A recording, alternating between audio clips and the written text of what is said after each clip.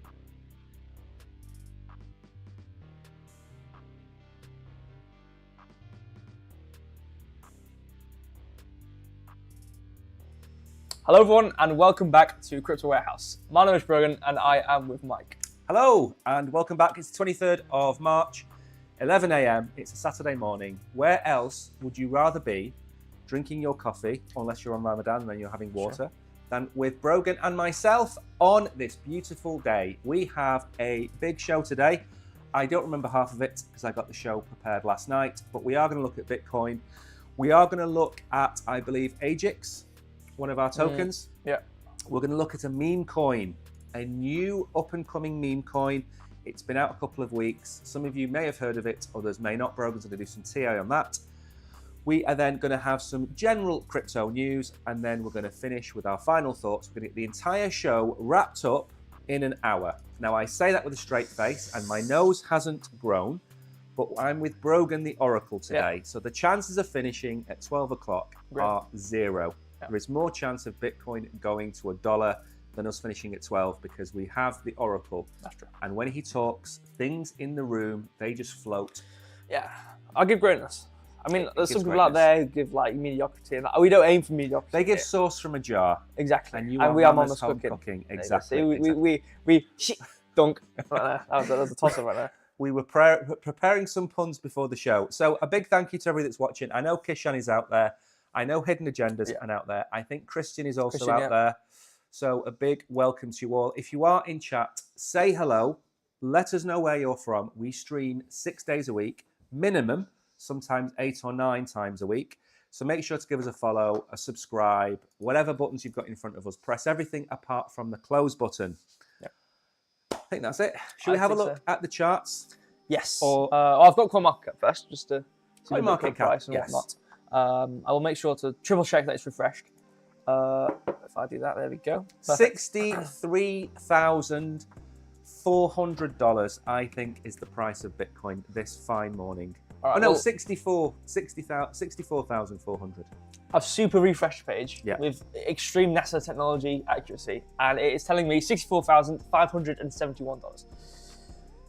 After he said his first bet, I refreshed the page and brought it up, and he went, actually, 64. So, what you don't know is that I am patient zero. I am Elon Musk's patient zero. I have a Neuralink, and I am connected to the blockchain. Right. That's why I know everything there is to know about the blockchain. Here's the blockchain. I am the blockchain. Could you mine Bitcoin in your brain? I could mine Bitcoin by blinking. Every time I blink, I create one sat in the universe. I manifest Satoshis into existence just by breathing. So I do. Whereas I breathe sats, you deliver the source of sats. Exactly. So that's twice now in the first 5 minutes we've mentioned source. And delivering, unlike other people. Anyway, let's move on. So, what's market cap? Are we about 2.55 billion, 2.52 billion? 2.45. 2.45 billion. 2.45. Oof, we've fallen. What are we down then? Wait, I'm reading the wrong numbers. Wait, what do you want to get? What's the market cap of crypto? Yeah, 2.45. 2.45. I'm sure it was 2.5 yesterday. Anyway, it doesn't matter. And the volume of what's that? About 140 billion. Yeah, 103. 100? Yeah, 24-hour volume, 103.65. 103. That's really low. That's really low. We've been around 150, 160 all week. So that's really low volume for a Friday, especially as it normally pumps. So on to your favourite part then. What are the gainers and what are the losers? Okay, so Toncoin is that. We covered that. I cannot stand this coin. I cannot stand Was it for this project. files? Was it files? No, that's Filecoin. Toncoin is the Toncoin Foundation, which was part of Telegram. Then the SEC were going to sue Telegram. So Telegram created the Toncoin Foundation, which created its token. It's supposed to be creating like a layer one, a base layer. It's supposed to be the next big thing. I am not a fan of it so far. They are talking, by the way, and we're going to cover this maybe next week because it's a bit too early to talk about it. We're going to look at 2 new blockchains and meme coins on those blockchains. So obviously meme coins are driving adoption to chains and are driving utility and things like that. So there's 2 new chains that are going to be launching meme coins that we're going to go through probably next week. It's a bit too early to do it now because there's not that much information. But I'm not a fan of Toncoin. All right, what else is up? Got Bitcoin Cash. That's up 10%. Toncoin was up about 12%. 30% up in 7 days. Some other crap. WorldCoin's up 7.3%. Gala. 7%. Another coin I don't like. Is what's Gala? 6 cents.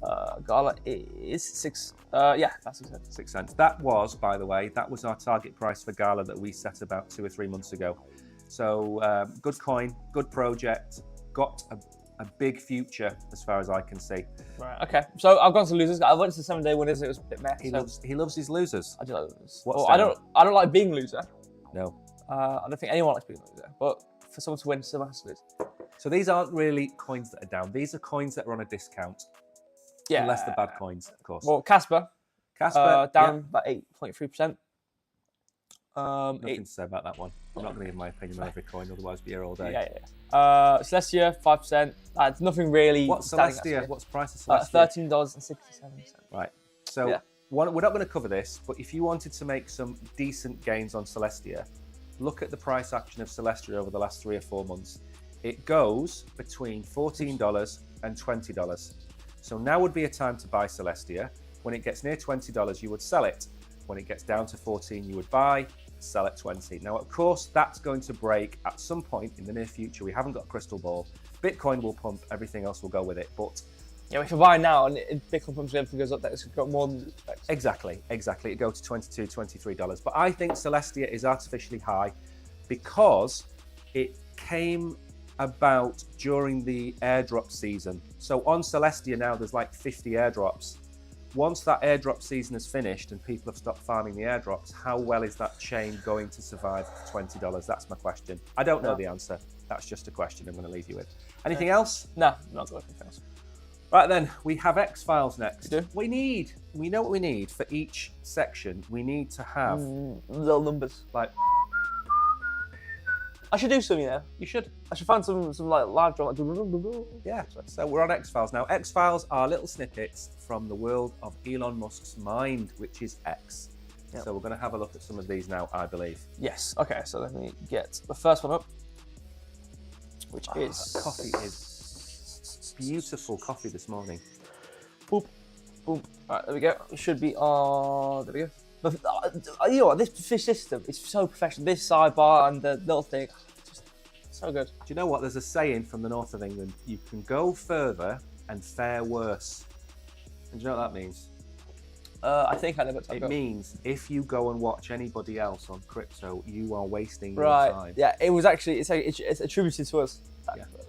Even though it's a 200-year-old quote. No, yeah, we've been going for 200 years. I'm the Oracle. Do you know who I am? I've been going since time itself. You are time. I am time. I know everything.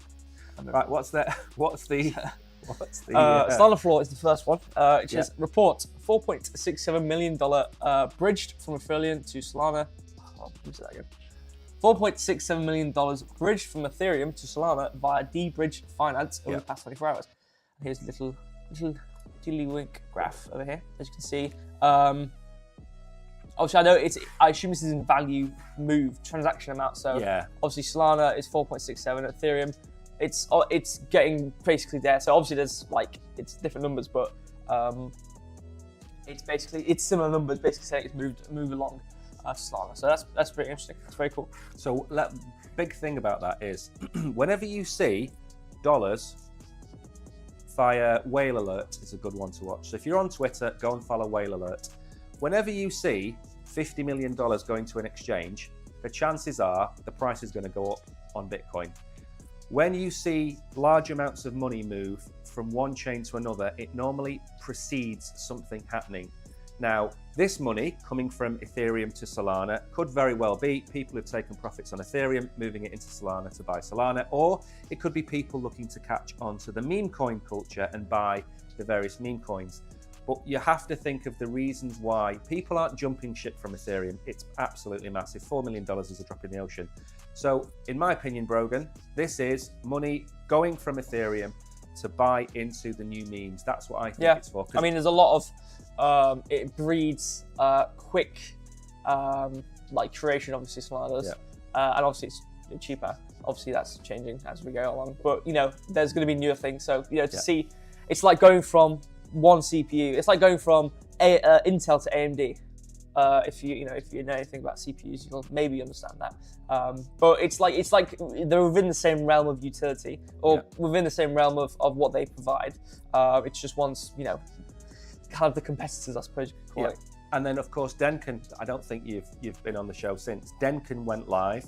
Denkin's made the fees of Arbitrum, Optimism, and we're talking like it's 1 or 2 cents now to transact on these layer 2s, but that is still more expensive than transacting on Solana. So for me, number one chain you should be looking at and investigating is Solana, at least probably for the next year or so, because it's the chain, it's where everything is happening in terms of retail. Not necessarily, we covered yesterday, BlackRock have launched a $100 million fund on the Ethereum blockchain. And as I said yesterday, if you're institutional, you're going to use Ethereum. If you're retail or trendy or whatever these Ute say today, you're going to use Solana, because that's where meme cultures are growing.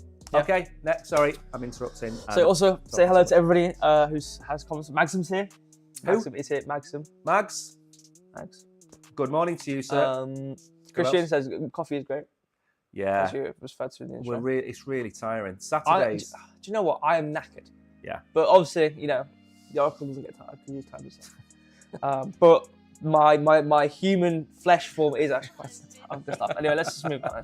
I'm not saying this anymore.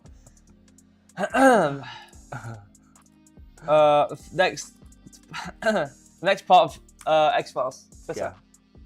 The next chapter in X-Files. The next leaf. Turn leaf.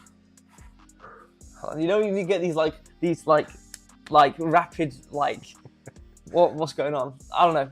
Benjamin Cowan. It has another crypto content creator. The greatest forehead in the crypto space. That's how I'll refer to Ben Probably a Cowan. 5 head. You know what 5 head is? It's do this. You know what? You scraped a forehead there. But basically, if it's the width of like this, obviously I know everyone's hands different. Let me show the cameras actually. Well, I've learned something today. I've learned what a forehead is when you put 4 fingers. It's like that, right? But then if you do your thumb, obviously my thumb goes on because I don't have a massive forehead. But if it can span your hand, it's 5 head. It's 5 fingers. Well, I never knew that. So that's 5 head. So Ben Cowan has a 6 head. 6 head. That's what he has. Definitely. So what's Ben Cowan got to say? Is this about Bitcoin dominance? Probably. This man is obsessed. He's what's that guy called? We can't say names, can we? Starmer is he called? Like the guy in America that Netflix, Starmer. He's the Starmer of the crypto Twitter space when it comes to Bitcoin dominance. It's all he talks about is Bitcoin dominance and alts bleeding against Bitcoin. All he talks about all the time. Anyway, what's Ben got to say? Right, well, Benjamin Cowan says it has been 499 days since Bitcoin has had a 30% drop. Unless something crazy happens in the next few hours, we should hit 500 days. Note that last cycle we also had only shallow corrections until the Fed started to cut rates. The market expects a rate cut in June 2024. Yeah. So this is the chart. So Bitcoin days is 30% decline. Okay, so what I'm going to go through this because we don't need to go through the chart. We're going to be too late. I'm going to explain to you what Ben's talking about. He said we should be having 30% corrections, but he is comparing apples with pears. We say all the time, history doesn't repeat itself, it rhymes. Yeah. Okay. The market cap of Bitcoin today is at the all-time high of Bitcoin from the last cycle. That's where we are. We're at 64,500. All-time high was 69,000. What's $5,000? $4,500 between friends. It's nothing. We've already broken it. Now, it's harder to have a 30% dip at this market cap than it was when we were at a third of the market cap 4 years ago. That's the difference for me. So I think the new norm is maybe the 30% dips become 20% dips. We've just had a 13.5% dip. Before that, just after the ETF was launched, we had an 18 or 20% dip. So we've already had 2 fairly sizable dips. If we run up, and this is what people need to think about, people are thinking that the 30% dip is from today. 30% dip from today would be 18,000 off 64,000, which would bring us down to what, 40-something thousand, 48,000, whatever it is, it doesn't matter. However, if we go to $80,000 in June, and we do have a 25% dip, for example, that would bring us down to 60,000. So I understand there's people out there saying, well, should I sell before the halving? Should I be buying after the halving? I get all of that. And we're not here to give financial advice. In our opinion, and in my opinion especially, we will probably have a dip, but the dip is going to come from a higher price, in my opinion. It's not going to come from today. We've had 2 dips already. We're in March. We had a dip at the end of January. We've had a dip the 2nd, 3rd of March. We've already had 2 dips. So we're probably not going to have a dip in April, which means we may have a dip in May or June, like with the rate cuts, like they're saying. But we're going to have we're going to have the rate cuts, which could lead to a dip of, say, 20% from 80,000. That would bring us down to whatever it is, 64,000, sorry, which is where we are today. So don't worry about what's going to happen. If you're not going to sell your Bitcoin, what does it matter? It matters if you're dollar cost averaging in. Does it matter if you're dollar cost averaging in? No, because you're buying every week, irrespective of the price. Look at Michael Saylor. He's buying at $68,000, but guess what? The average price of his Bitcoin is $38,000 or $36,000. Don't worry about Ben Cowan and his obsession with market corrections. We are going to have them. I'm not going to sit here and say we're not going to have them, but don't worry about them. As long as you're not going to sell and try and time the top of every single peak, you'll be fine, because you shouldn't be looking to sell Bitcoin until the end of next year anyway. Yep. So what does it matter? Exactly. I mean, it's kind of like a war. It's like front lines, and obviously, whenever you've got your trenches and whatnot, obviously you've got no man's land basically the middle ground from the most forefront trenches of both sides. And then obviously, quite far back, you've got the kind of base of where everyone is kind of sitting. And the base of where everyone's kind of sitting is where, we retract to.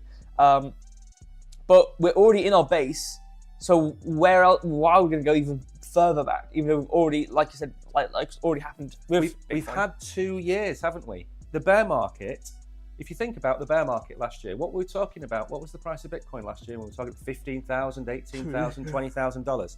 We're at $64,000.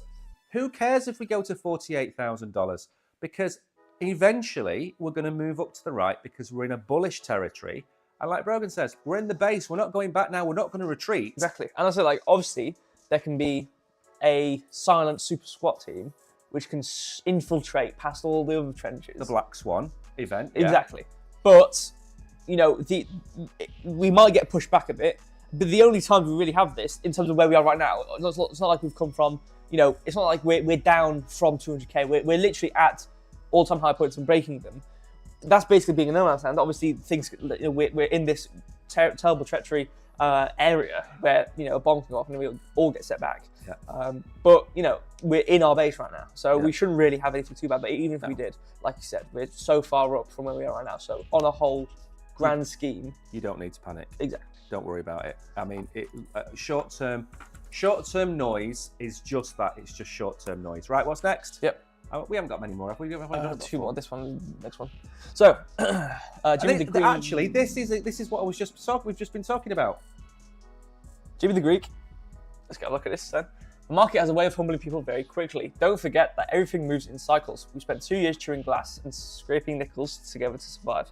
Do you really think the crypto bull run is over after just 6 months? Now is the time to cut ties with low conviction investments and double down your winners. Find me in 6 months. Exactly. Yeah, exactly. So it's over. We're back. We're so back. It's over. Yeah, it's over. You've still got time to accumulate, and you've still got time. You should be setting a target, maybe of July and August this year, to stop the accumulation of major assets like your Bitcoin and your Ethereum, potentially. And then you should start to look at things like which layer ones, which layer twos haven't pumped. So maybe XRP is still at 80 cents. Maybe Cardano is still at 90 cents. Look at those. There's, in my opinion, when Solana gets to $500 or $600, I am not going to keep accumulating Solana. I'm going to stake it and I'm going to passively grow it because the return isn't there. In my opinion, I don't see Solana going over $1,000 in this cycle. And if I'm wrong, I don't really care because that's a big market cap for Solana. But some of your other coins that may not have had a run up or are emerging. Remember, Solana didn't exist in the last bull run. It came flying through towards the end of the bull run, hit $250, whatever it might be, FTX, whatever, but it had a massive run. There's going to be a coin or two that do that this run that we don't know about, you don't know about, either don't exist or haven't been picked up yet. They're going to have a massive run. So if you have got some cash on the side, 10% of your portfolio, keep it for the white swans. Should we call them white swans or should we call them something different? White swans. As opposed to black swans. Yeah. So there's going to be 1 or 2 white swans that happen this cycle that nobody knows about. Like nobody predicted Solana. I don't care what any of these experts tell you. Nobody saw Solana come in. Yes, people were buying it at $20, $30, but nobody saw it come in at $1.50. So like the guy says, don't fold your hand now. You've held this hand for 2 years through the worst bear market. Don't give up your position now. That's it. Yeah. That's any more. We're going to get onto the charts in a minute, and then I'm not going to speak. Keeping it, obviously, I don't have much to add, but if I did, obviously want to keep it shorter. Exactly. Moving very fast. Good morning, Gianni, by the way. True, actually. Yeah, true. So, Investor Kramer, not Jim Kramer. What does it mean when every Congress member is beating the market? It means there's something going on sneaky. So what is this? That's the list of US representatives and their performance in the stock market over the last, I think it's 12 months or something like that. Every one of them, to a man and woman, has outperformed the stock market. Now, I'm going to ask you a question. I need an honest answer. There's not a conspiracy theory. We're not going to put our tinfoil hats on. No, anything like that.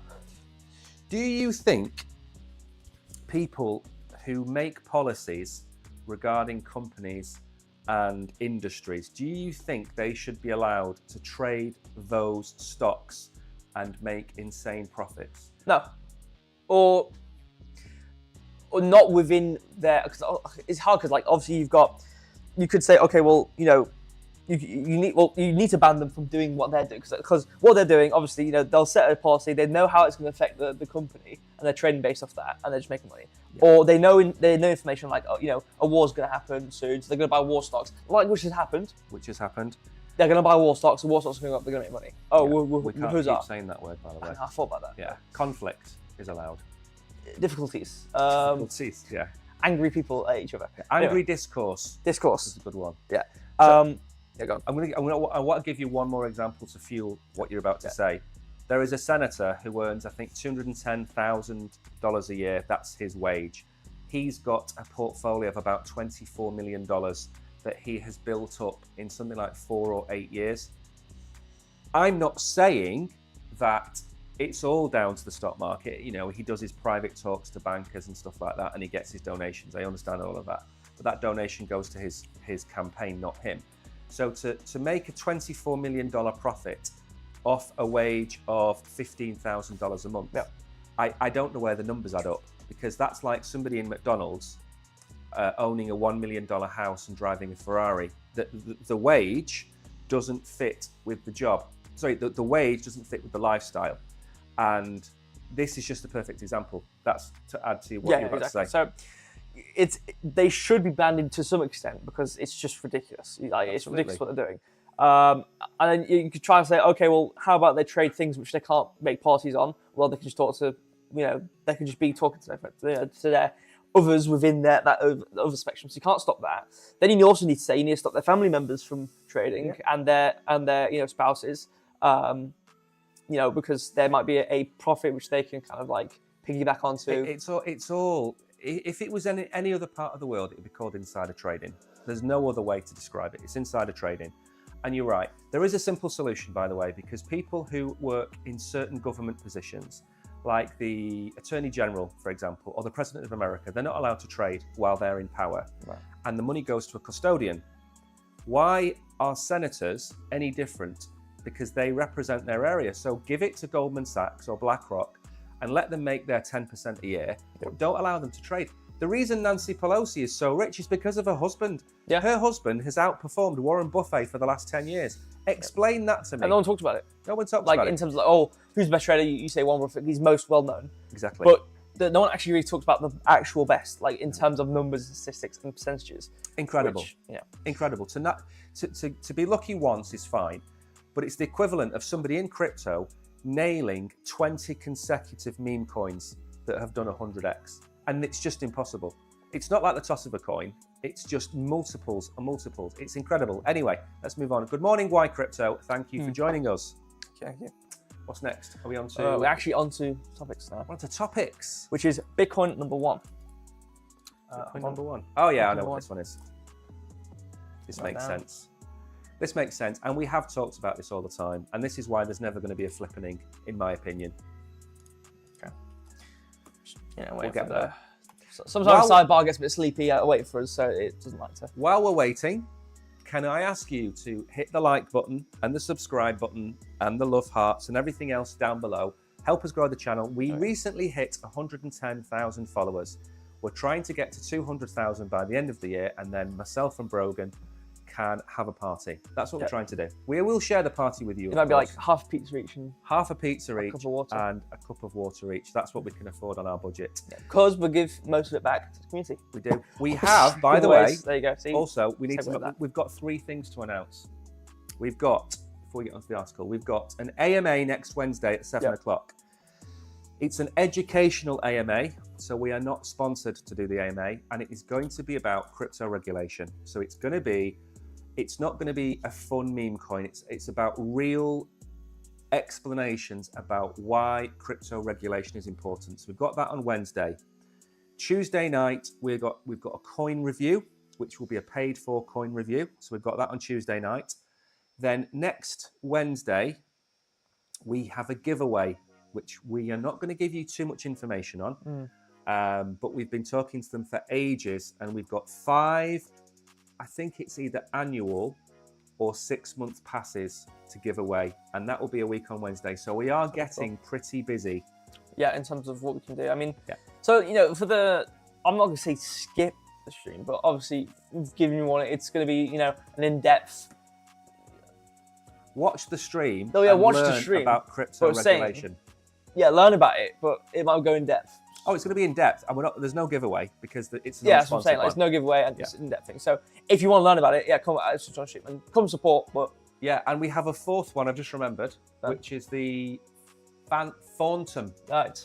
So we made a video. We run a YouTube channel, for those of you that don't know, and it's called Crypto Warehouse, for those of you that don't know. You easily find us by typing Crypto Warehouse into Google. Yes.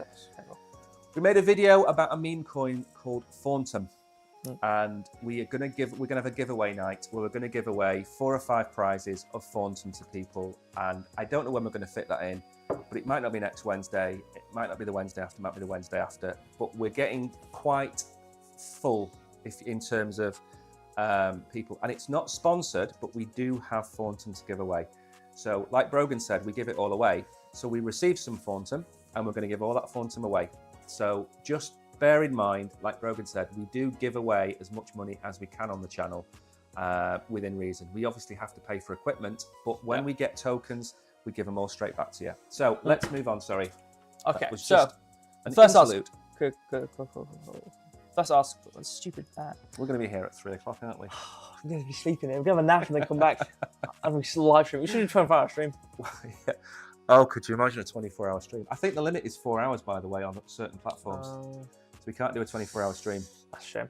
I really want to see it anyway. But I don't know whether I could do a 24-hour stream. I'd have to sleep.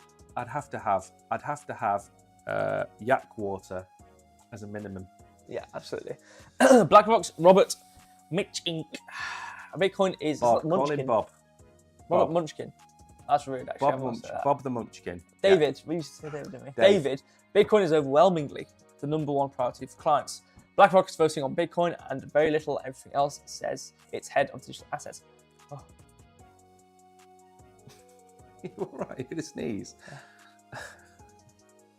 It's gone. It's gone. It's 11:30 and this is the first article. So basically what he said is institutional investors, while Sneezy McSneeze over there has a sneeze, institutional investors in America are only buying Bitcoin. And I understand that because Bitcoin has been perceived as a store of value. And Andrea, by the way, I know you're watching. No, you can enter the competition, but you have just as much chance as winning as everybody else. So we're not going to give you the tokens. You have to join the competition and you have to watch. Andrea's watching, by the way. Hello, Andrea. So he said institutional investors are only buying Bitcoin. And of course, they're only going to be buying Bitcoin at this moment in time because that's what they've been fed by BlackRock. Yeah. Believe you me, the second they get that Ethereum ETF, which I think is March, April, May next year, guess what institutional investors will be buying? Bitcoin and Ethereum. Mm-hmm. If you advertise yourself as a steakhouse, people are going to go there and buy steak. If you advertise yourself as a steak and grilled chicken house, guess what? People are going to buy steak and grilled chicken. It's just the way BlackRock have marketed themselves. There we go. Gone through the article, making it onto the charts. Have you finished your sneeze, by the way? Carry on. Bitcoin. So what I'm going to ask you is 3 things. Yep. What is the price of Bitcoin going to be on Friday? Are we going down or are we going up? Can you explain it in less than 5 minutes? Okay, so question 1. What price are we going to be on Friday? Yes. Actually, I'll answer the other one, which is what direction we're going. Answer it in any way you want. Okay. Any way you want. So I'm just going to go and send abusive messages on YouTube. Sounds good. So what we have here. So this is the 1 hour. We are actually going to look at the 4 hour because it's a bit longer range. We can look over the week and actually not be wrong. The 1 hour is kind of a quicker one. We are fighting at this dynamically drawn support resistance zone, courtesy of Simple Significance, which is our indicator, which I made. We're currently fighting at this support resistance point here, about 64.5. Obviously, there's little trailing numbers, don't really matter. Before you carry on, go on. If you've got TradingView, Simple Significance, what Brogan has created, is free. Yep. So if you want the free trading, what's it called? Indicator. Indicator, yeah. If you want a free indicator, it's called Simple Significance. If you don't know how to get hold of it, we're on Telegram. Yep. Got our email address. we will give it you for free and you can use it. And as Brogan demonstrates time and time again, it's more right than wrong. Yeah, exactly. It's dynamically drawing, so it's not going to last over the entire history of Bitcoin forever and ever and ever.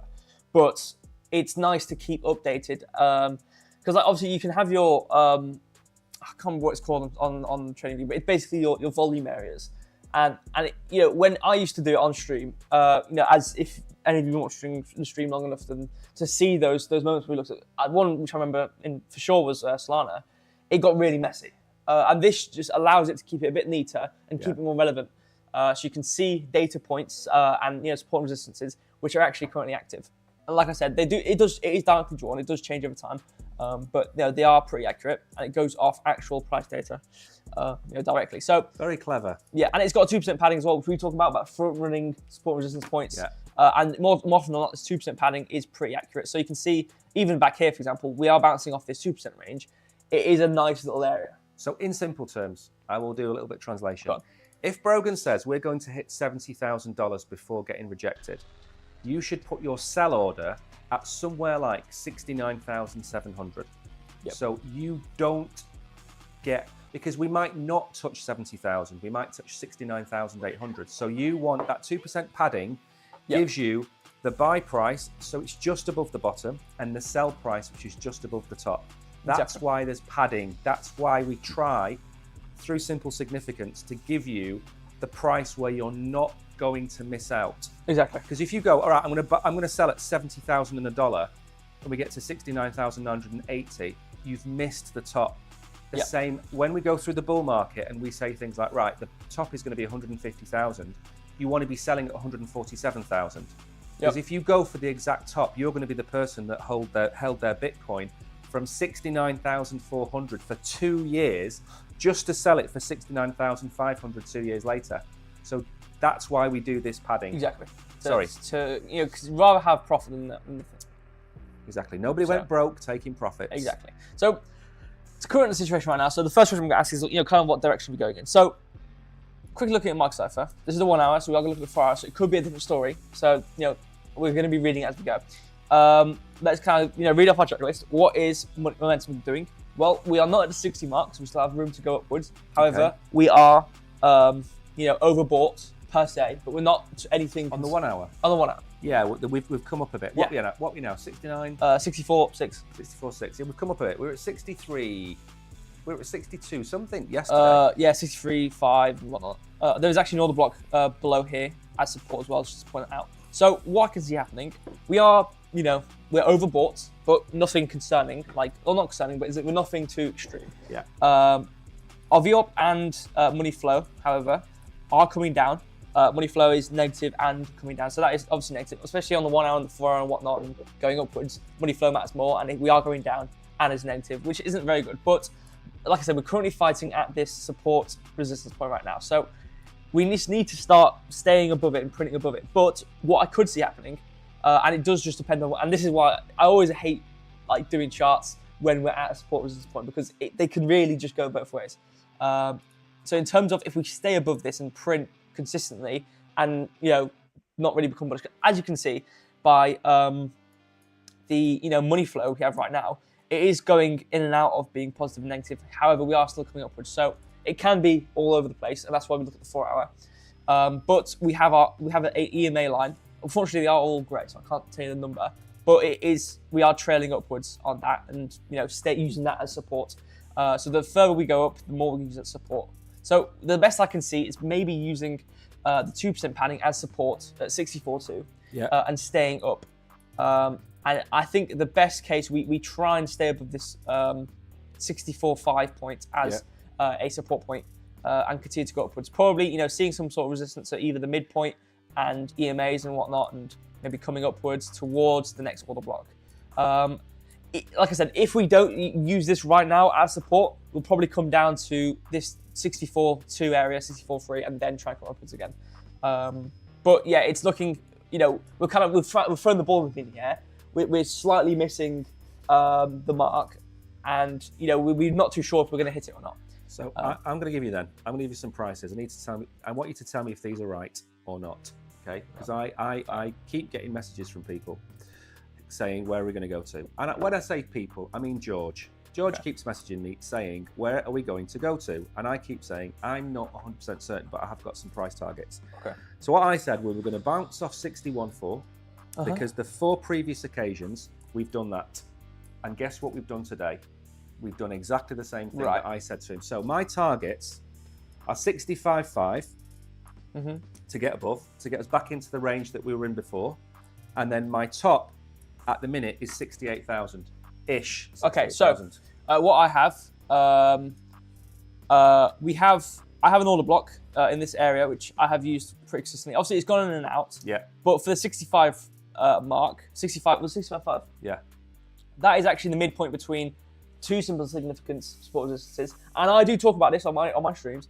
Midpoints, I'm looking at them more and more now. Obviously, I say this on stream. I don't use them as like setting stone, but midpoints of ranges. If you know what range the price could play between, the midpoint's always something which, or not always, but it's something which normally plays a significant role. And the midpoint of that is 65.5. So 65.5, we will see some sort of support or resistance at.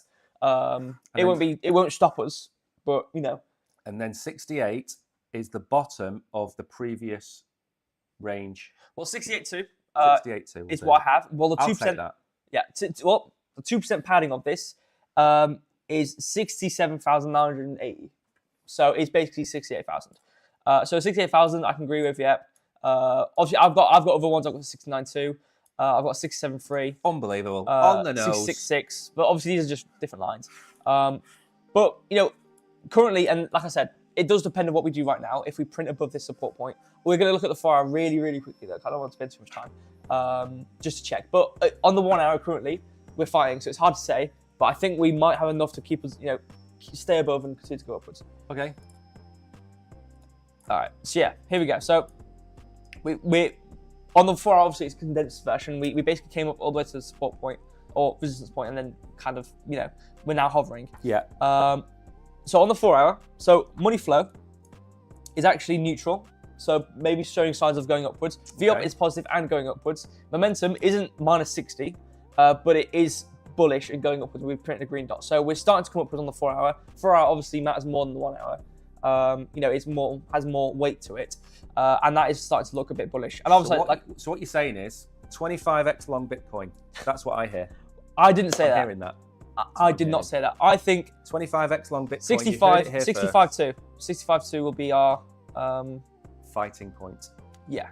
Okay. So then, last question is, in your opinion, what is the price of Bitcoin going to be next Friday? So that gives you 7 days to get it wrong or get it right. Right. So Friday is there. So go to the daily or the weekly. Where do you think we're going to go? Trying to or whatever chart you want to use for that matter. The daily will work probably. Hopefully, maybe. Because there's loads of bearish divergence knocking around. Yeah, I mean, it's looking. We do have a negative. Obviously, we have been coming down since over here Thursday and whatnot, and bouncing off this point up here. We don't want to hear Debbie Downer, do we? We don't want to hear Debbie Downer. We've got this over here. I mean, if you say 58,000, you say 58,000 because I'm going to give you my other end because I've got 2 ends for Bitcoin. So while you're looking at that, I'll tell you where I've charted. I've got below 61.4. I've got 59.3. That's my leg down. Below what? 61.4. I've got 61.4, which is where we kind of came down to, or nearly down to, and then 59.3 or 59.3. Did I say 59.3 or 59.8? Well, as we were rocketing up above 60, I drew this other block here. 59.3. Which has 59.4 as a lower point. But we've got an order block within this area over here. I need to draw it properly though. Which spans across 61,000 and 62.4. So that's going to be support on the day as well. So that's going to be support. And we have already used it twice now. There is slightly an order block. I'm not going to pay attention to it. I'm going to ignore it. But it was kind of here. But, we've kind of been going like green, red, green, red, green, red as we're going down. But, moving on. Yeah. Market cipher. Momentum is coming down and is in the below. So we're oversold technically, but nothing too oversold. Yeah. Momentum it's still, it has been coming up the entire time. It's still technically upwards, which is, bullish, especially on the day as well. They're huge. VWAP obviously hovers. It gets less and less important as the higher time frames. It doesn't really matter, but it is neutral and it's negative. So, but money flow is still coming upwards and is bullish. But momentum is coming down. So we've still got some negative weight in terms of the day. What's the price? But in terms of Friday, it's like talking to Keir Starmer. What's the price? Give me a price. What's a woman? What's the price? Give me the price. It is obviously we are at the lowest point. So we've kind of bounced and it came up, and now we hit off this resistance, and now we've come down. So we can probably come upwards towards this higher point. And where's Friday? So we're here, and actually that reaches about Friday. So maybe upwards towards the higher points of resistance, maybe 67, whatnot. 67, you heard it here first. 25x long Bitcoin. That's what the Oracle has said over here. 25x long, you've heard it here first. Maybe. Don't do that, it's not financial advice. Not financial advice. I'm going to tell you what I think. I think we're going to be at 68,000. I think the sell-off of Grayscale has all but finished. The reason we're in this situation, by the way, is Grayscale is selling off the amount of Bitcoin that's being bought by BlackRock and Fidelity. Right. So we've created an impasse. Right. So any negative market conditions are pushing the price down. Right, That's why we are where we are. Right. And Grayscale sold another 230 million yesterday. It sold for 4 consecutive days, massive numbers. So that suppresses the price because you've got somebody just selling 7,000, 8,000 Bitcoin a day. When that stops, guess what's going to happen? All that BlackRock money, all that Fidelity money is going to come back into the market and it's going to buy up the price. I said this when it was crashing in January when the ETFs came out and Grayscale was selling off. I said, when Grayscale stops selling, the price is going to rocket. And it was going down and it's going down and it's going down. And guess what? The price started to go up when Grayscale stopped selling. If Grayscale has a period next week or the week after where there is no sell pressure, the price is going to come up. It is simple economics, simple supply and demand. And I am not going to change my tune no matter whether Ben Cowan tells me we're going to go down or BitBoy Ben says we're going to go to $600 million a coin. I'm not going to change my tune. It's supply and demand. And in April, that supply goes from 900 to 450 a day. And it doesn't matter a jot. Bitcoin isn't going to change. It's uncensorable. It's less and less availability from April. And people are buying more than is being produced. So if you're buying 10,000 Bitcoin a day and you're selling 6,000 Bitcoin a day, you've still got 3,500 Bitcoin a day being bought that isn't there. So the price at some point is going to go astronomical. I said yesterday on the stream, people are going to look back on this video in 3 years' time and laugh. It's like toilet roll. It's like what? It's like toilet roll. It's like toilet roll. In yeah, when we had the super man. when we had the bad flu, when we had the bad flu, toilet roll went through the roof. Yeah. And by the way, hot take, buy your Christmas chocolate now. The price of cocoa has gone up 140%. So your chocolate, your celebrations, your quality street, which is losing its quality by year. Yeah, we'll just call it street from now on. Yeah. The streets remember Left on what the street. quality street was like. Buy your chocolate now for Christmas because by Christmas, that tub of sweets is going to be 50-60% more than it is now. Well, don't buy it. It might be good for your health. Buy your chocolate. It's Christmas. Next, let's move on. I just want to point out, I've had this breaker block, which is swapping between bearish and bullish, for an absolute. I've had this coming out the womb. I drew this. As you know, when you put your fingerprint on like that as a baby to get you there. I also went like this. They moved my finger over towards the mouse, and I drew this bearish breaker block on Bitcoin. I've had this for years, and it's still active. I just want to point it out, and it is active on the day, and it's just active. And it goes the midpoint, which is where we've been bouncing off, is 68.4. I'm going to point that out as well. Okay. But my point was, obviously, 67. You need to be accurate with Bitcoin. 67.8 was this high point as well. So yeah, 67. But obviously, this breaker block doesn't exist, so just point it out. I think he should make videos for this. I think this should be videos. I think Brogan should do TA videos on Bitcoin.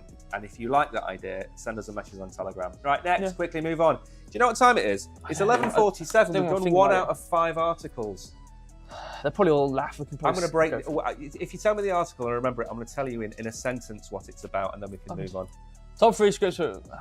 Top three crypto predictions of 2024, and altcoins are on the verge of breakouts. Okay, so give us the headlines, and we will give you our opinion of whether we think this is a 2024 trend or not. So don't bother reading it. What's the first one? Okay, rise of AI. Yep. Absolutely, rise of AI. Why? I'm going to tell you very quickly in 20 seconds. VCs are investing in AI. Why is that important? Because 4 years ago, VCs were investing in crypto companies, and look where we are now. So where is AI going to be in 4 years' time? If you don't hold any AI tokens, what are you doing? Go and have a look at Fetch, Render, Agix. Go and look at these coins, bros, and look at one of them in a minute. Go and buy some exposure to AI. It could be ICP. Go and expose yourself to AI, because in 3 or 4 years' time, they are going to be some of the top 10 coins. Yep. Crypto games will change crypto dynamics. Who? Crypto games will change crypto dynamics. You can do that in 30 seconds. Crypto games will change crypto dynamics. I don't think so. I think the only thing it'll really do is maybe bring on some new sort of technology in terms of maybe NFTs and collectability. I don't think it's going to change the whole crypto dynamics forever. It's just games which read data from a public area. I don't think it's going to do anything too special. No. 2 things I'll add. Number 1, AI is going to change gaming more than blockchain is going to change gaming. Oh, yeah. And number 2, when Grand Theft Auto comes out, it is going to be the biggest metaverse the world has ever seen, and it's going to come with crypto. And they've announced it and alluded to it. Sandbox, throw it in the bin. Decentraland, throw it in the bin. There will be 3 or 4 metaverses. There'll be Grand Theft Auto, there'll be Star Atlas because it's space-based and people want to fly spaceships. Then there's another one that's being made by Eve, the producers of Eve. They're making a 3rd one.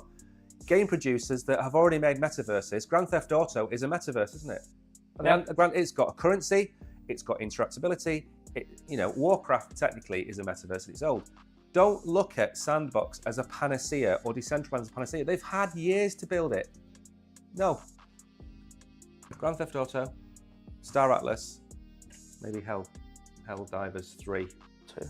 No, the next one. Oh, right, okay. 3. I think I'm going to buy the PS5 whatever just to play it, because it'll come out a year. Yeah, exactly.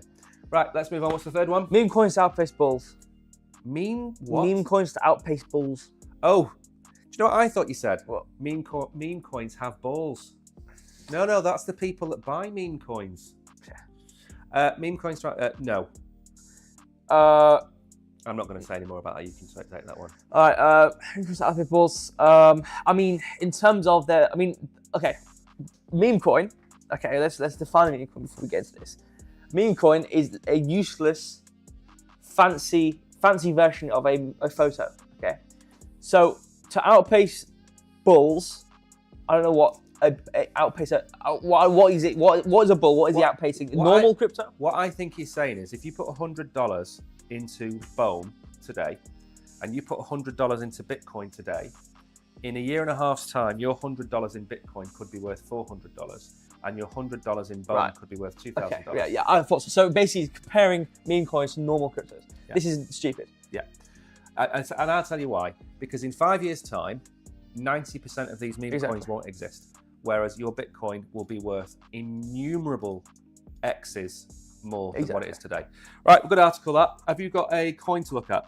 Did I pull out Singularity? Nope, Slef. What are the 3 coins you're looking at today then? You're looking at Bitcoin, Slurf, and... Bitcoin, Slurf.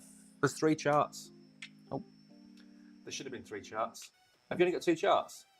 Well, I've saved you all from 3 charts. 45 hours.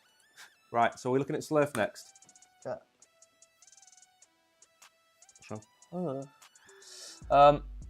I'll make sure the sidebar. Have you got the chart for Slurf up? No, but I'll get it. You will up, okay. Okay, so this is the horrible website of Slurf. Do you want me to tell you why I picked this coin? Sure. So, BOEM, I slated it. It was awful. It's rubbish. Do you know why their website is so bad? Because they've BOEM. But yeah, it uses the IFPS, the crypto. Yeah, but do you know why it looks like that? because they have copied the very first ever web page ever created, and they've done it in the same style as Right, so are they going to make it more fancy as they go along? Probably evolve. Maybe it will evolve at the way the internet evolved. Maybe they'll bring in CSS, maybe they'll bring in HTML5 and JavaScript and stuff like that. Maybe that's what they'll do, I don't know. So, slated it, waste of time, but it got the buzz. This has the buzz.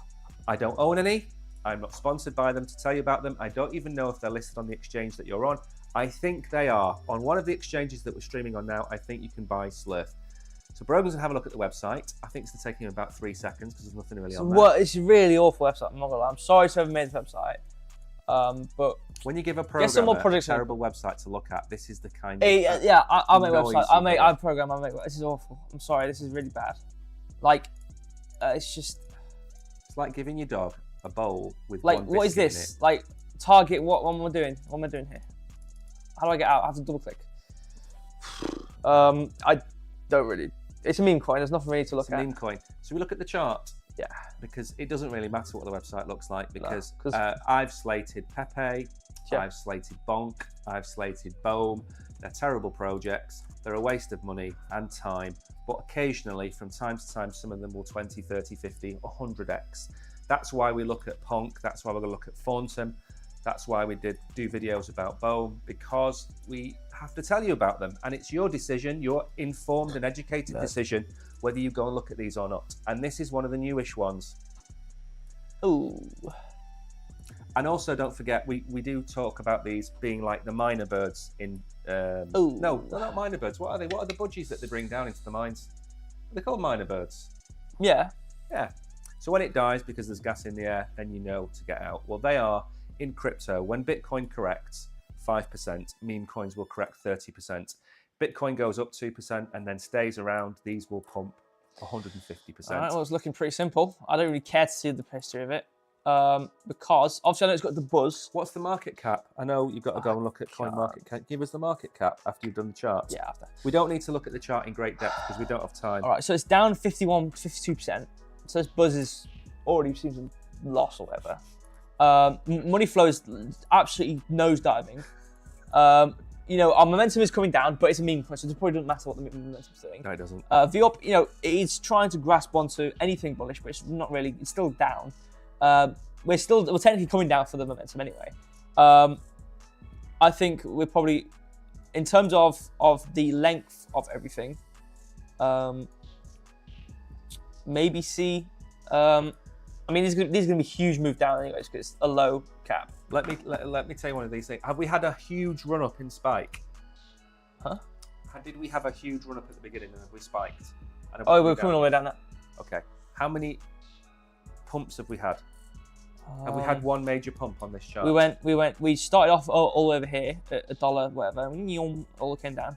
What price and are then we we now? went shaboom, and then we pumped to $1.25, and then we hovered, and then we're slowly coming down at 50. We're at 55% now. Right. Okay. 54.5.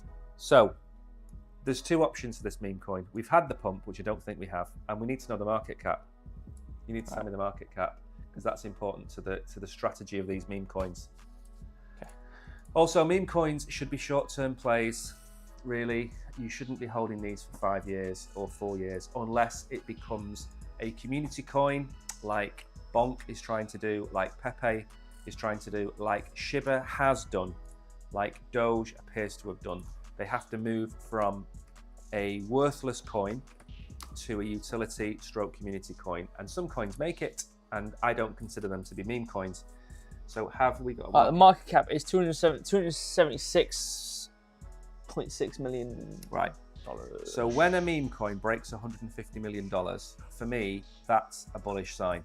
Miro did the same thing. I said Miro had to break 150. It ran all the way up. It's now sitting above 200 million. Slurf at this valuation could very well 3x over a couple of days. It could go to 0 over a couple of days, I'm not going to lie. But it's one of those coins. How long has it been out for? How long well, the start of this chart was Monday the 18th of March. Right, We've been in a downtrend, a easily, completely accurate drawn downtrend since 21st of March. So basically, it's 2 days of being in a downtrend. All right, okay. But we've not really had a run up, have we? We've not really had a pump. No, I mean, I think obviously this is probably because of Mexi. When it got added, it probably had a movement. So we went from... We don't mention names. Okay.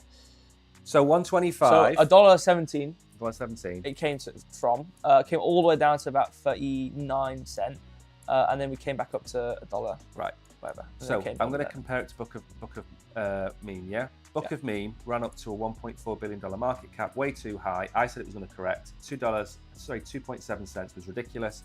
I then suggested to people, but didn't advise people, that 1.1 cent was a good time to buy Book of Meme because it's found its bottom. So, in your opinion, has this coin found its bottom? Well, the lowest point we've seen was 39.14. Yeah. Let me put that there. There we go. So we should draw that along. I'm actually going to move this up then, seeing as that is the bottom. Okay, so, well, has it found its bottom? I think it still has some movement downwards. Okay. Due to the fact that money flow is, like I said, it is coming down pretty rapidly, and it's very negative. So it's just, what was it, $276 million market cap? Yeah, 277 million. And what's the price now? 55 cents. So I think it'll come down to 46 or 44 cents. Does that tie up with anything on your chart? 44. I mean, obviously, this depends on how long it takes to come down. You know, if we count the bounce from over here and then come upwards, this really does count. 44 cents could be. Like I said, okay. It does, because we've had a funny little movement here, kind of hovering, but we are below it. Okay. But 44 could make sense. Right. Lowest we've seen is 39, 49. The highest point we saw, I'm trying to see if there's anything. Oh, interesting. Here we go. Hold on. Wait. Equal high candles here. Mm-hmm. Okay, and the high point is 45.76. I'm actually going to draw that there. So do you know why that price is important? Because that is the $200 million market cap. What? 40? Which one? 44, 45. Right. So like 45.87. Yeah. Is the midpoint of this order block. Yeah. Which I will say is probably going to be pretty hard support. The 2% padding on that, or the padding on that, is 49.73.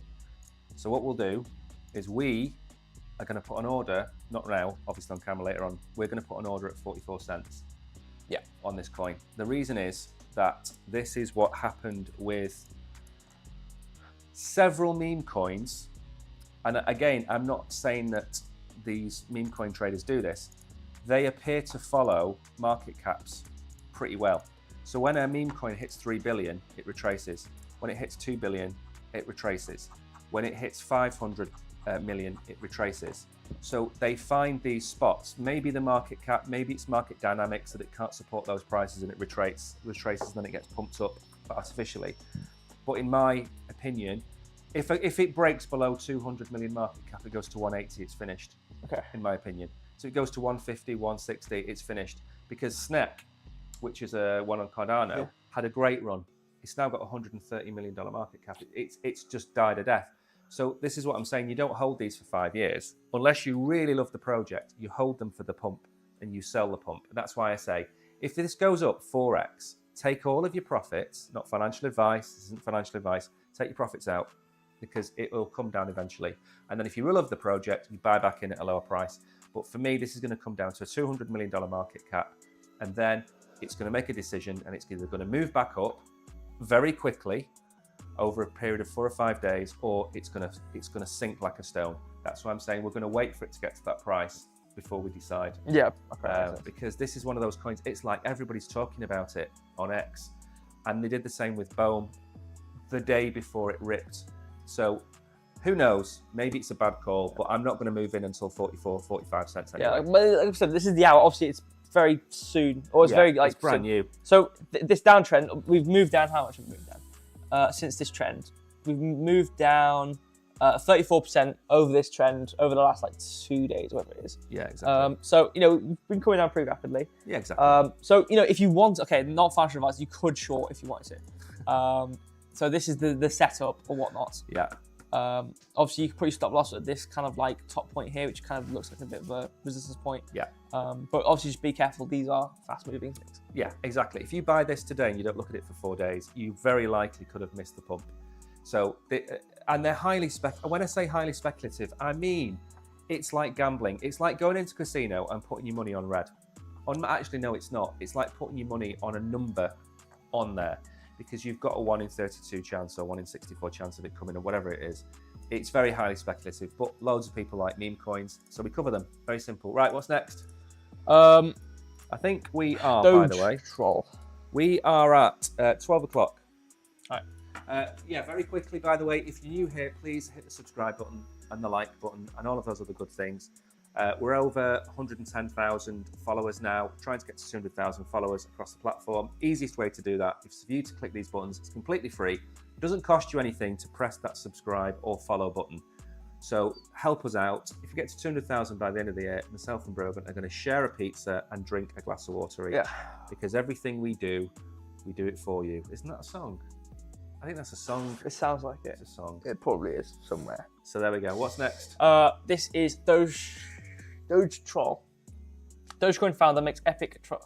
Right, okay. Epic trolling. Right. Comment on crypto traders. Dogecoin creator has shared his attitude to crypto trading and its profitability. What's he called? Marcus Friend or something?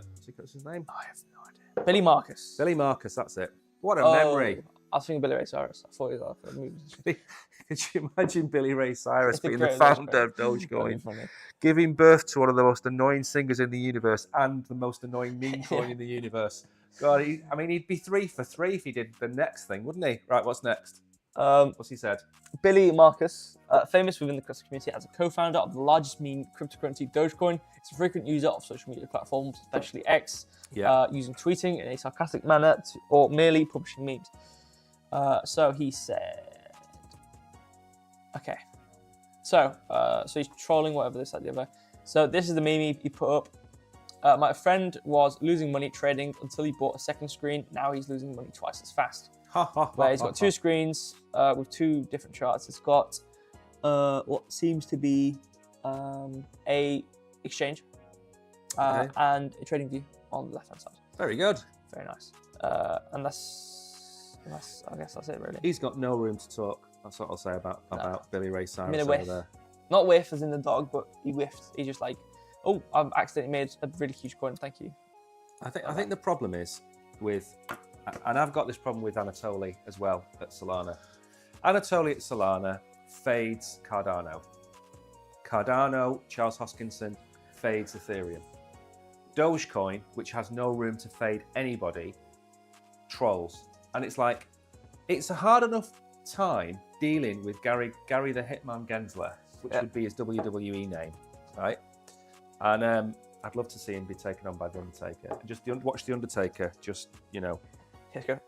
rearrange him. My fingers, not the hands, fingers. Bing, bing. Rearrange him like Mr. Potato Head, take bits off him. Because Gary Gensler revels on this. And there was an article I was going to put in here, by the way, but I didn't because we would have run out of time. Gary Gensler said yesterday, or the day before, that crypto needs to be disinfected. Right. Now, that for me is a wholly offensive and insulting thing to say about crypto. And he tries to paint this picture of crypto as this cowboy Wild West. And yes, it is if you're trading in Slurf and trading in WIF and trading in all these meme coins. That's not really crypto. That's just, yeah, exactly. It's entertaining you while you wait for Bitcoin. And while you lose your money. Yeah. It's just like, you're at an airport, you're waiting for your plane to take off, to take you to the moon, because that's what you think your crypto is going to do. And you're sitting down, you've got a slot machine, you've got a coffee, and you've got a croissant. And the coffee, the croissant, and the slot machine, that's your meme coins. That's your money that you're wasting at the airport. But that's why you should only put pocket change into them. But Gary Gensler has no right to say that you need to disinfect crypto. And Billy Ray Cyrus over here has no right to have a go at anybody trading in crypto. You are all entitled to make your own decisions. You are all free people. Most of you freer, well, some of you freer than others. But we need to stop this. We need to cut this rubbish out because division in crypto just makes it easier for Gary Gensler to pick people off. Bitcoin maxis are saying, yeah, Ethereum's a security. We should throw the book at it.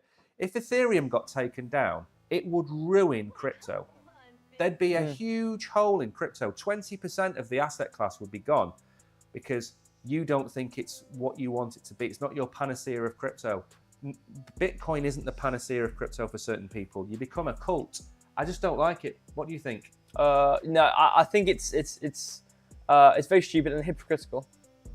Actually, obviously not because he's lost money trading. He's got 2 miles, or whatever. Yeah. But I just think, like, making something which has no utility and obviously, like meme coins, you know, it's your opinion. You know, whoever you're watching, like, if you like them or not, whatnot. But he made this coin. Obviously, these one of the I don't want to miss comment, but probably the oldest meme coins. Yeah, it was the first meme coin. Exactly. First one. Okay, good. I was going to say that, but I didn't want to. So what happened was Bitcoin created, well, no, Bitcoin did. Litecoin was created based on the code base of Bitcoin. And Dogecoin, as far as I'm aware, is also. Again, Tariq can prove me wrong. I think Dogecoin was based on the code of Litecoin. Yeah, it was a fork. So basically, yeah, exactly. So they copied code, didn't really do. I mean, obviously they changed some things and whatnot, and basically stripped utility away. So they copied code, didn't make anything themselves. Removed the max supply. Right. Well. Remove the max supply. And then made it a funny thing with no reason. And then that's it. I mean, and so if you're trading off that, and like if it didn't go well, obviously Dogecoin is huge now. Yeah, fine, it went well. But if it didn't go well, they'd lose out and they'd lose. And it's just, I think it's very hypocritical that they made this big glass cannon randomness type of thing.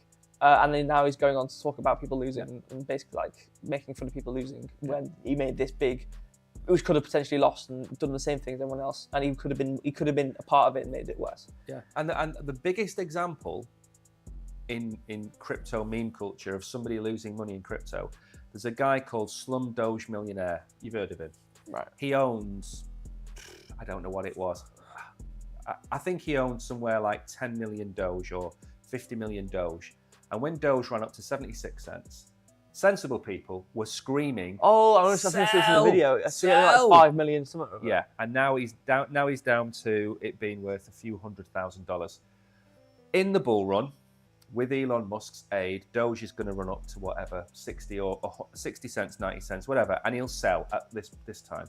But had he sold, and this is why we tell you to sell meme coins or take profits, if he'd have sold half his bag, he'd have $18 million and half his bag of Doge.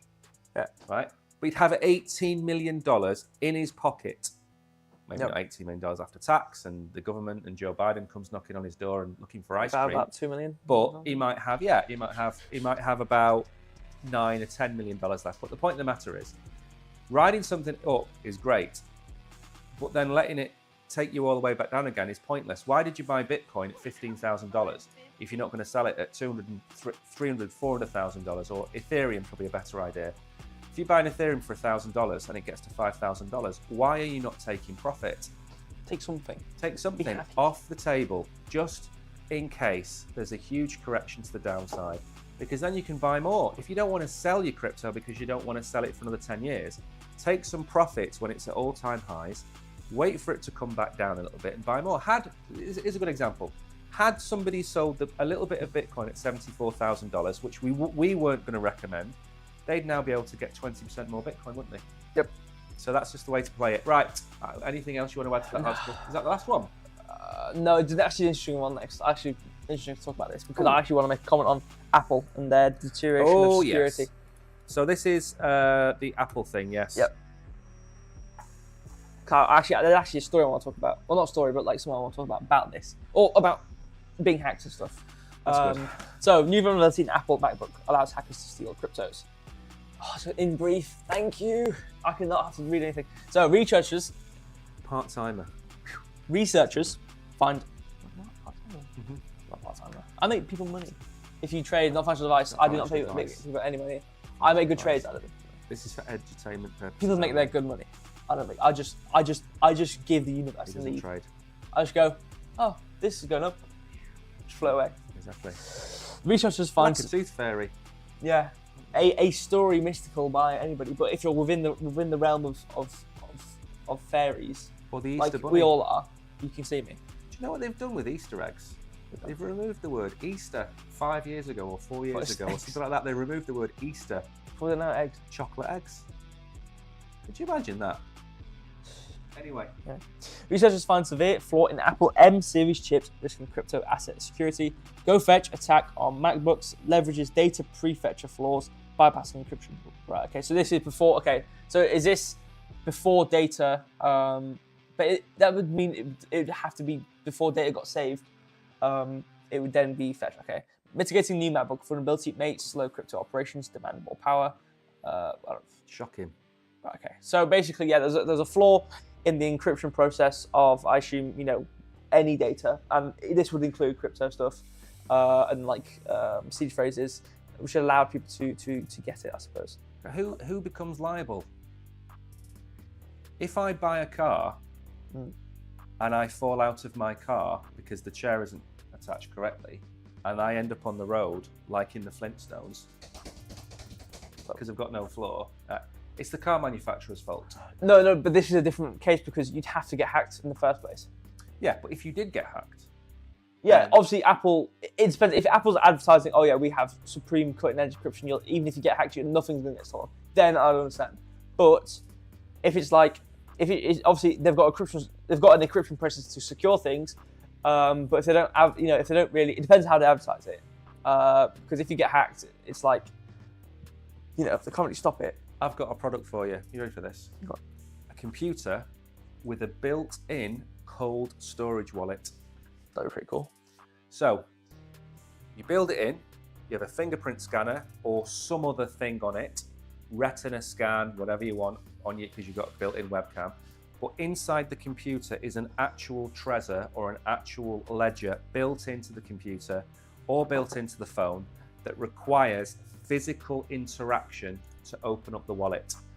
That would be a good move for me. Yeah. That would be a good move for me. Yeah, that'd be pretty cool. So this chip then Yeah. Allows people to steal your crypto or steal the keys to your wallet, which will then steal your crypto. They're making it bigger than it needs to be, I think, because Apple's, and this is what I was getting to, but Apple is renowned for its security and whatnot, aka making a regimed system, like a really strict government or something, where they basically minimize hacking by not letting you do anything. Yeah. Obviously on Macs it's a bit different, but what I was going to comment on was there was actually so basically there's like different levels of hacks and whatnot, and the worst one is like a 0-click one where you can just do something and it happens to people. And this happened actually not too long ago with, you could send someone an image on their messages and they'd get hacked. And what I want to talk about, and this kind of relates to crypto in terms of open source software, because, and this is obviously the deterioration of Apple, obviously it was an external library which caused this. Basically, I think if you want to hack something, obviously this isn't like advice or anything, but if you want to hack something, it's probably easier to find out what libraries big companies use, and then go look at the open source software for vulnerabilities, because you have the code in front of you. They're probably scanned through, but try and find the most obscure one. So in this case, it was an image processing library. I think it might have been GIFs or something. Yeah. And someone found a vulnerability. It was obviously a really severe vulnerability. And since Apple used this library, they could in turn use it. And in this, obviously, this relates to crypto in terms of open source software, finding hacks and whatnot. Yeah. It's really easy to find a hack when you've got the decompiled, clear as day code right in front of you. But it's also a comment on Apple's, security, and it's probably safe. Obviously, open source software is good, but it's safer to actually keep it a bit privatized. Yeah. But yeah, this is I think this is a bit more like blown up than it needs to be, because prefetcher flaws basically that means that getting the data before it's encrypted. Yeah. It's a very specific process. Yeah. Because you only encrypt something once. Obviously, you can decrypt it multiple times, if there is a deep process of decryption, but you only really encrypt it once. Obviously, I don't know their system, but I think it's, if you get hacked, they're going to get the data anyway and decrypt it. Because if it's an encryption which can be decrypted, it's going to get decrypted. Mm-hmm. So I think this is a bit more big than it needs to be. Okay, well that's good. Storm in a teacup. Yeah. We done? I think. Is that all we've got left? Is that all we've got? We've got empty tanks now. now. I didn't change the sidebar. Yeah. Oh, thank Lord I didn't change it. It's ugly. It's cutting off and everything's too big.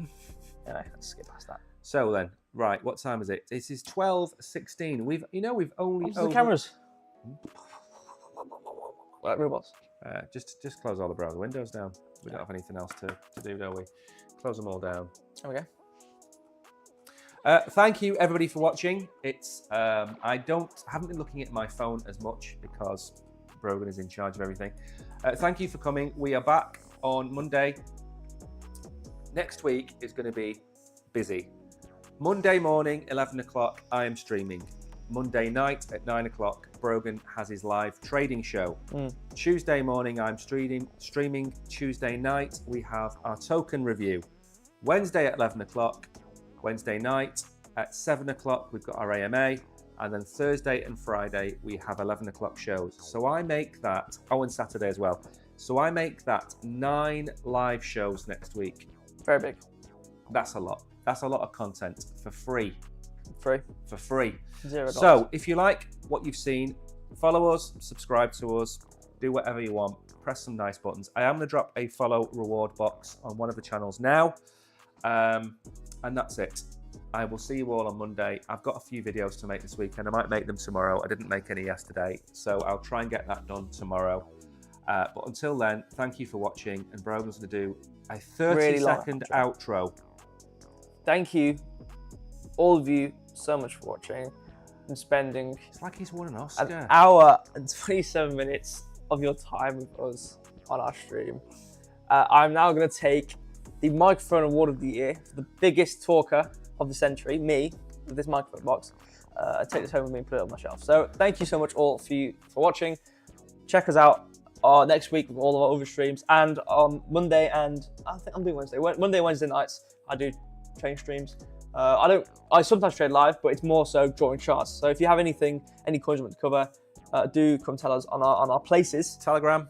Yeah, we can say it. Yeah, we can say Telegram. So come check us on Telegram. Make sure to go and check us out on YouTube as well. We can say YouTube. We can't bring them up, but we can say them. Yeah, okay. So yeah, I think that's pretty much it. Yeah, go and watch streams. If you want any training, either advice or want something looking at, come check it out Monday and Wednesday. And obviously, get excited for these, the upcoming giveaways and AMAs as well. So thank you so much for watching, and I'll see you on Monday. Goodbye.